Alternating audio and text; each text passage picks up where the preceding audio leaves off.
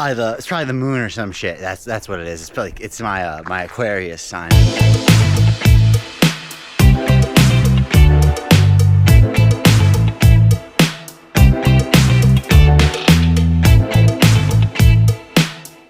Good morning, YouTube. How's it going, guys?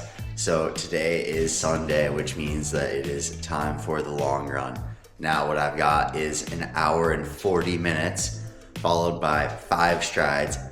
I have to check if they're fast and flat or fast and uphill, but 5 by 10 second strides, 50 seconds walk after them.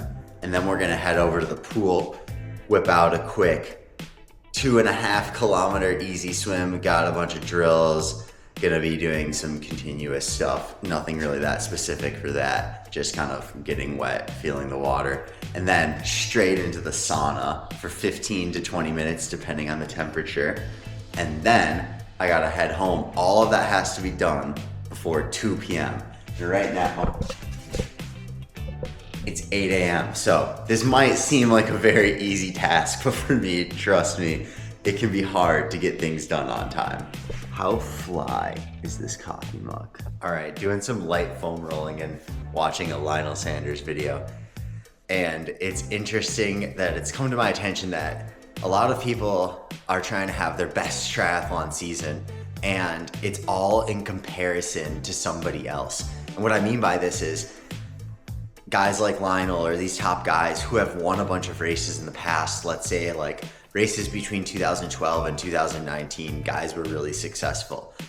And nowadays, to win a race requires a pretty incredible performance, physiologically, mentally, whatever it may be. And guys and girls are deeming their success as a human and as a person and as an athlete on whether or not they beat the other athletes who are doing the exact same things as them. And they're like, oh, what's the best training methods? Do I need to lactate test? What do I need to do here? And as someone who didn't have amazing results at any point in their career and also grew up playing hockey, where one year, a couple years when I was really young, we were on good teams, relatively speaking, where it was like, oh, you'd be winning. And then in high school, our team was not that great. We were maybe 500. We would only beat like the shitty farm teams. And then whenever we play like a big good school or a private school, we'd just get dunked on. And going into triathlon, like I started out pro and I was getting a lot of top 10s, but I was also racing small fields. And then I went and I tried to race bigger fields and I got absolutely curb stomped. And if I had the same attitude as a lot of these guys, I probably would have quit the sport a really long time ago.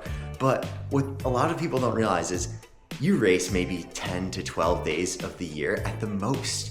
And you're training the other days. And what you should deem as a successful season has a lot more to do with what you're doing in training.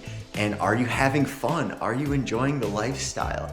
Do you like the life you live every day? And not necessarily looking at it as a function of like, oh my God, I didn't win world champs, so I suck. It's just super interesting for me to see the attitude of some guys who have been towards the top and now they find themselves at a higher level physiologically than they were then, but they're getting worse results. And I really think that as humans, we need to start learning, and endurance athletes, that beating everyone else is important in terms of like one moment. Like you cross the finish line and for that one moment, you are a champion. And that's amazing. And obviously I'm chasing that. But I think a lot of people need to fall in love with this process of training, like enjoying the training. And I think people spend more time outside of the training thinking about the training. Like Lionel probably trains 20 hours a week and spends 40 hours a week thinking about training and what he's gonna do. Whereas, someone like me, I'll train 25 hours a week and then the rest of the time I'm like sitting around watching YouTube or eating or, working or doing something else and making a video. But so my tip to you is to just have fun and enjoy the training and fall in love with that process of training, because even if you're doing everything wrong, at least you're having fun and creating good memories with it. Okay, one last thing. As someone who's been an athlete in one previous sport, and actually multiple previous sports with skateboarding or soccer or whatever, and when that sport ends, you realize that life is bigger than that sport.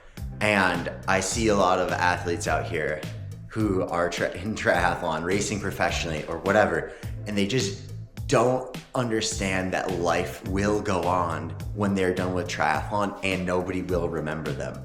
And that is, and they're not okay with that. And like, you need to be okay with the idea that like, you might quit triathlon, like you might leave the sport and nobody will care in 10 years who you were, and you need to be okay with that. But try to have fun doing triathlon. Try to remember that this is fun and you're lucky to get to do it, and that when you're done, life's gonna go on, and in 3 years, there's gonna be a 19-year-old kid who's way better than you ever were, who's way better looking than you ever were, whose YouTube channel is way better than yours ever was, and that is gonna be okay. Out here running in Hells Angels, and I was just thinking about how nice it is to live in a place where you have really good nature basically at your doorstep. And like, I'll throw it back to Italy when I was training there, but one of the things you realize was you're gonna get molded by your environment. And like, training here in the hills, you know, you're at the mercy of the terrain around you. Whereas when you live in like Arizona, you guys have kind of made your environment your bitch. And you know, all the infrastructure is built up by humans. All right, about an hour in, 40 minutes to go before strides. Go. All right, about 90 minutes in. The legs are a little bit tired, which is to be expected. I've got probably close to 1,000 feet of elevation gain so far, so put that on the board. And we got 10 minutes-ish of running and then some strides. All right, an hour 40 done in the parking lot where I'll do my strides and then walking home.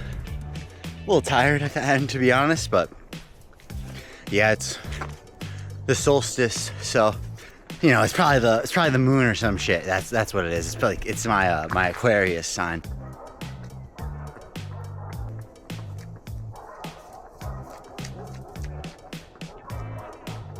All right, good run, good vibes. Well, we got 13.13 miles. Probably over 1,000 feet of climbing, maybe around 1,200. Flat strides in the parking lot at the end. Parking lot hero, neighborhood hero, right at the wall. And now it's off to eat some more food, straight to the pool, straight to the sauna, some yoga, and then some work. Girona things. All right, we've got breakfast number 2, coffee number 2, and the goal is to be in the pool at 12:30. So hopefully that means I'm out at 1:15, 1:20 in the sauna, 15 to 20 minutes depending on the temperature. Gonna have to hop the fence for sure, and then go home. The pool closes at 2 on Sundays, so pretty important for me to just like get it through it. So it's 12:04 right now. We'll see how fast I can get this down and then head over to the pool.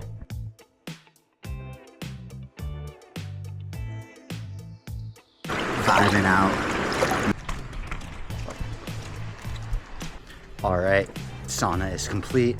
Now time for a little bit of commute home and then doing some yoga. Gotta eat too. I also made an amateur move and forgot my ISO drink at home in the fridge. So sorry, Elliot, that's a mistake I will not make during the season, but right now it just kind of happened. And then also I got to give a pretty disappointing shout out to all the people in the sauna who just like get out every 4 to 5 minutes. I really don't understand. It's not that hard to just stay in there for 10.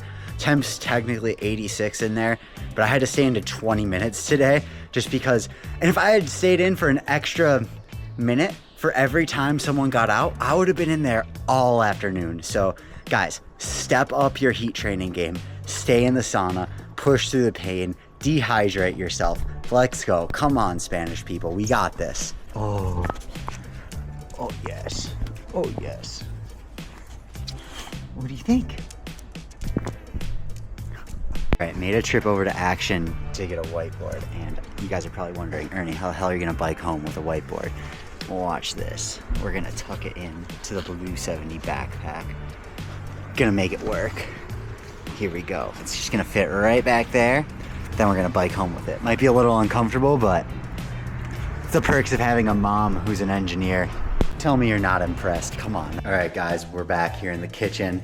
Seems like I basically live here. And we got some cheese and eggs cooking up.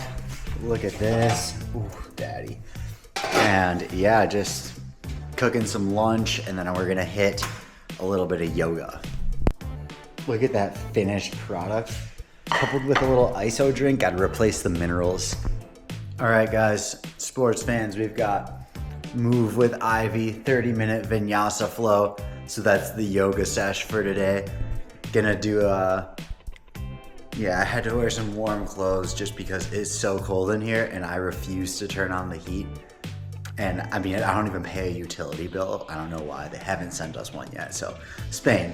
But anyway, yeah, just so cold in here, so gotta be wearing full sweatsuit, but gonna get after it. Not gonna lie guys, this one's a little more intense than I wanted it to be for a Sunday, but getting through it. Stay here for that. All right, that's all for today's video. Just finished up that yoga, got some granola, yogurt, and peanut butter, and now it's time for me to edit the video. Hope you like this one. Stay tuned, subscribe, like, comment, turn on post notifications, and I'll see you all tomorrow.